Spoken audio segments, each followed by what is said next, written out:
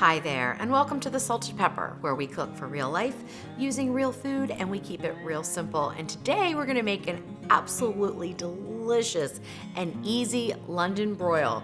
We're gonna marinate it first and then we're gonna grill it up on the Ninja Foodi Indoor Grill.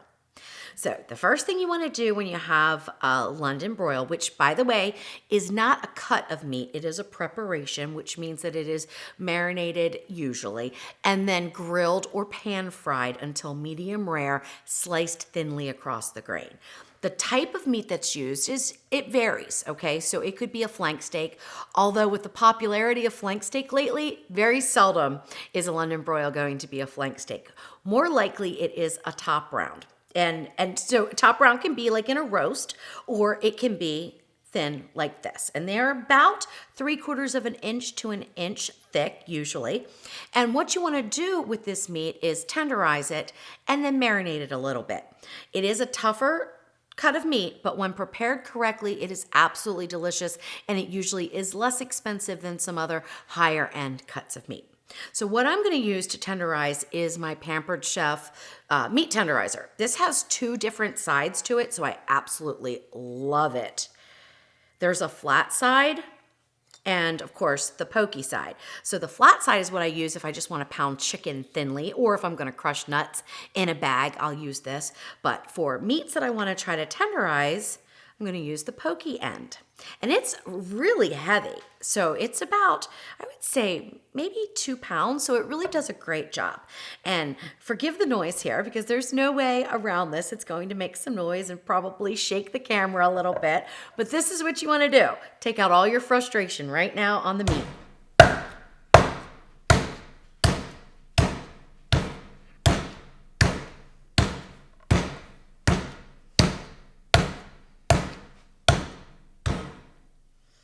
All right, so you see all these little holes. Now, some people think that these holes are gonna help to get the marinade into the meat. And that's not really what they're for. The reason why we would tenderize a meat with these little holes is to break down the connective tissue, which tends to be tough. So that's what we're doing here, because despite some misconceptions, marinade will only penetrate the meat about 1 millimeter. And that is true even if you marinate for 2 hours, 4 hours, 6 hours, or 24 hours, okay? The longer the marinade does not mean it's gonna penetrate the meat anymore. So I know some people think it will, but it doesn't. All right, so here we go. Next side.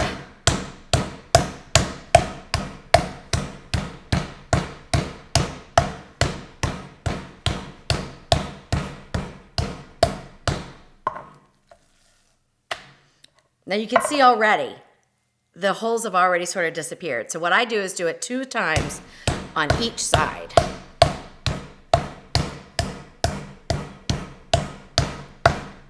This is also a great way to get any parts that are thicker than others to the same size. So it is pounding it out a little thinner. So if you have a thicker part, you can just pound it a little bit more there. And that will allow it to grill up evenly and be absolutely delicious.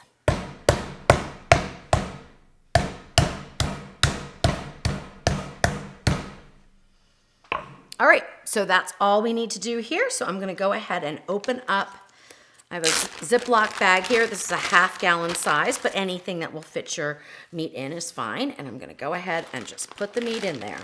You want to try to get it laid out in the bag so that all the surface is going to be able to meet the marinade, okay? So just do the best you can to have it kind of flat and not rolled up.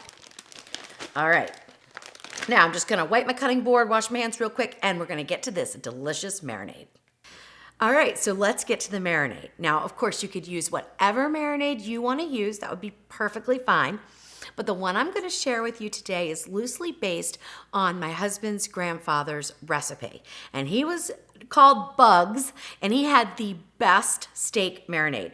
And when Jeff and I got married, he started marinating all of our steak, well, not all, but you know, when we wanted marinated steak, in this recipe. And he didn't have it written down. So over the course of a couple of years, he tweaked it, and now he says it is absolutely perfect and Bugs approved. All right, so the main components in a marinade are going to be spices, an oil, and some sort of an acid. For this, I'm going to use red wine vinegar. You could use a different type of vinegar. You could use apple cider vinegar or, white vinegar. That would be fine. But I really like the flavor in the red wine vinegar. We're going to use 1 tablespoon of olive oil, 1.5 tablespoons of a spicy mustard, which I'm just using a spicy brown mustard. You could use one with horseradish. You could use a coarse ground. You could use just plain yellow mustard. Whatever you have on hand will be perfectly fine. 2 minced garlic cloves, 1 tablespoon of Worcestershire sauce, about 1 to 2 teaspoons of fresh chopped rosemary. Now, if you didn't have fresh, you could certainly use dried rosemary. That is fine. You would just want to decrease the amount to about 1/2 teaspoon for this recipe. And then our dry spice blend is going to be 1 teaspoon of thyme leaves that are dried, 1 teaspoon of onion powder, 1 teaspoon of sea salt, fine grind, and 1/2 teaspoon of black pepper. And that's it. Now, you could mix all this up into another bowl and then pour it over your steak. That's fine. But I don't usually do that. I just go ahead and start adding in the ingredients. So 1/4 cup of the red wine vinegar, 1 tablespoon of the olive oil, 1 tablespoon of Worcestershire sauce, 2 cloves of garlic,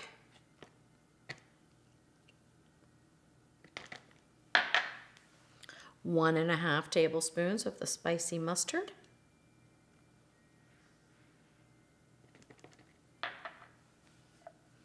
our dry spices, and our fresh rosemary. All right, perfect. Get all that off there like that.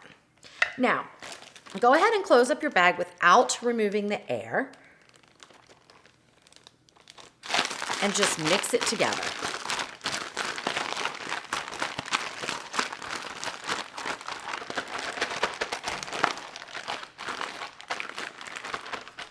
Once it is mixed together, I try to make sure my steak didn't fold up on itself, which it did in here. I'm going to go ahead and open that up.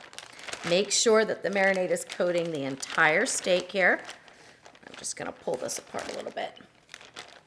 Oh, and you know what I forgot to mention is the weight of the London broil. Not that that's going to make much of a difference. You could get any size you wanted because they're about the same amount. They're about the same thickness, and that's what indicates cooking time. So it really doesn't matter whether it's 1 pound or 1.5 pounds, or 2 pounds, but this is about 1.5 pounds. Little over, I think. Okay, so now that the marinade is covering the steak, now you want to get the air out as you close the bag. What this does is allows the marinade to be all over the steak without the extra air, and you don't have to worry about turning it in the refrigerator.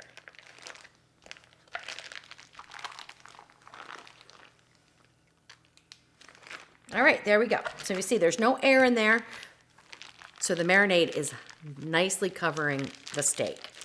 All right, so now you want to put this in the refrigerator. You can do it for 2 hours, 4 hours, 6 hours, or up to 24 hours. Now, it doesn't matter which you choose, it's fine, but I do want to let you know that marinating it longer does not necessarily mean it's going to have more flavor. So usually a 2 to 4 hour marinade is going to be just fine because it will penetrate that 1 millimeter of surface area of the steak, and that's about all it does no matter how long you leave it in. But I have marinated this up to 24 hours and it is perfectly fine. You don't necessarily want to go longer than that because the acid in the marinade can break down the surface of the meat too much and create a little mushy outer layer of the meat, and you don't want that. So about 24 hours is the maximum. So I'm going to pop this in the refrigerator and let it marinate, and then we will get to grilling it up.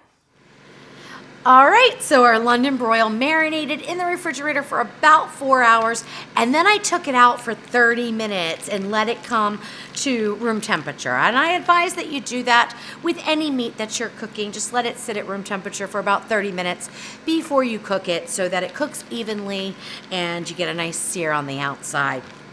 All right, to help that sear along too, we need to get the marinade blotted off of the steak. So I'm gonna take some paper towels here. Oh, it smells so good. And go ahead and lay that down. and blot it off.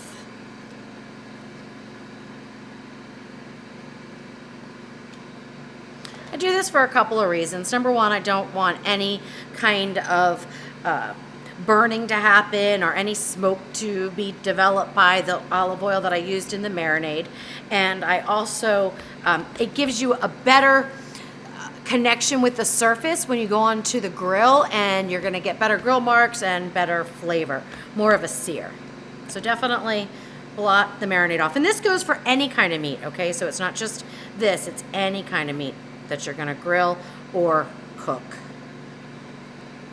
All right, that looks good. All right, so I have the grill preheating on max grill. That's what we're gonna use to grill up our London broil. So preheat it, that takes about 8 minutes or so. And then when it says add food, then we will put our steak on the grill. And it's going to grill for about 4 minutes per side. And I will take a temperature midway through and just make sure that that's the right timing. I'm aiming for a temperature of about 125 to 130, and then I'll let the steak rest and cut it, and hopefully we will have perfect medium rare. All right, so it'll beep and then it'll say add food. It'll still continue to run. But if you miss this step, like if you don't add your food, in a couple of minutes, it just shuts off. So don't make that mistake, because trust me, I've done that. I've walked away and come back and I've had to reheat again. So, all right, so we're gonna go ahead and open this up. Now I'm not putting any kind of oil or anything down on the grill. Just gonna take my London broil. This is a big one, so I'm hoping it'll all fit in there. And it does. All right, press down so it makes a connection with the grill surface. And close it up and let it go for 4 minutes. Don't open the grill, don't check on it. Let it go for a full 4 minutes, and then we'll flip it. All right, so it's been 4 minutes. Now we're gonna go ahead and open up the lid here. I'm gonna do a quick temp in a thicker part of the meat and just kind of go maybe halfway, and we're at about 93 degrees. That is perfectly on target. Now you can see it shrunk up a little bit, so that's good. Now I'm just trying to figure out a good way to grab it here and flip it. If you want, what I'm probably gonna do is flip it the other way, because as the meat's seared here and here, it actually cooled off the grill grate. But where it didn't have any meat, it's still really hot. All right, let's press that down and get the lid back down for another 4 minutes, and then our London broil should be done. I'll take a quick temp, we'll get it out, we'll let it rest for about 5 minutes, and then we will slice it and taste it. All right, with just under a minute to go, I'm gonna go ahead and take a quick temp, because what I've realized is that sometimes the temperature will jump up really, really fast, and we really don't wanna overcook this. You know what? It feels like it's done. Oh my gosh, it really did. It jumped up to 140 already. Oh my goodness gracious. See how fast that goes?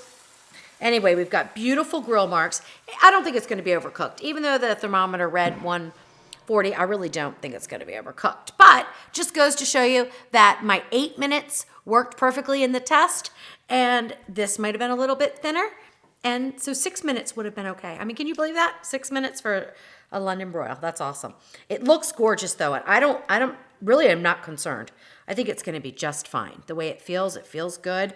Down here might be a little bit more done because it's a little bit thinner, but that is okay. Some people might like it a little bit more done.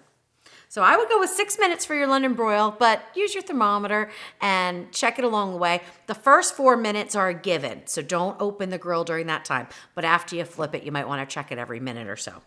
All right, we're gonna let this rest for 5 minutes, and then we will slice it and eat it. All right, so as the steak was sitting and everything, I was looking at it and kind of feeling it a little bit, and it does not seem like it's overcooked to me. So I think we're really good with the 8 minutes. What I was thinking is that this ThermoWorks thermometer is so fast to read. I think it was reading the outside temperature, and I didn't leave it in long enough for it to re-register the internal temperature. But always use your own judgment, of timing for these things. Nothing is written in stone. The thickness of the meat will make a difference. So if you have a thicker London broil, you're gonna need to cook it longer. If it's thinner, which I don't know if you get much thinner than this one, you would cook it less time. If you like it well done, you're gonna cook it longer. So the best way to tell is with a thermometer or a probe thermometer, which can actually go into the meat and read the internal temperature the entire time you're cooking it. And that's probably what I should have used, because I do have one and I should have used it. I just don't use a thermometer a whole lot when I'm cooking meat. All right, so now we want to slice it against the grain, and I can see the grain going this way.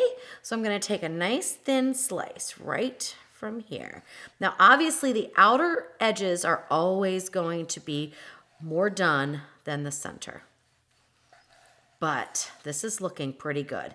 So that is a really nice medium. And as we get more into the center here, we're gonna get to a medium rare. It's a little bit thicker right through here. Oh yeah, look at that. It's looking really, really good. All right, yum. All right, so let's give a couple of the pieces a test. I'll give one from the way outer side, one from a few slices in, and then one more towards the middle. Not quite in the middle, but. All right, let's get that one here. This is the one that was on the very end.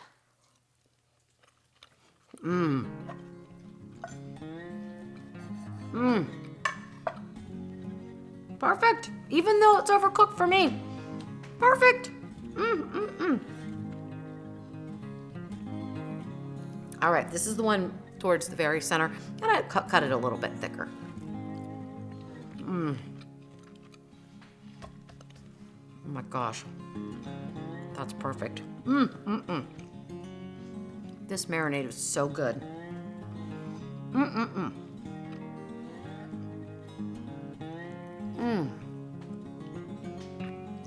Love it, love it, love it. All right, this is the one that was a couple slices in. Okay. That was the best piece, but I know why. Oh, I'll just pick it up with my fingers. I'm gonna eat it anyway. It's because of the thickness. So this one is about a 1/4 inch thick, and this one is about a 1/2 inch thick.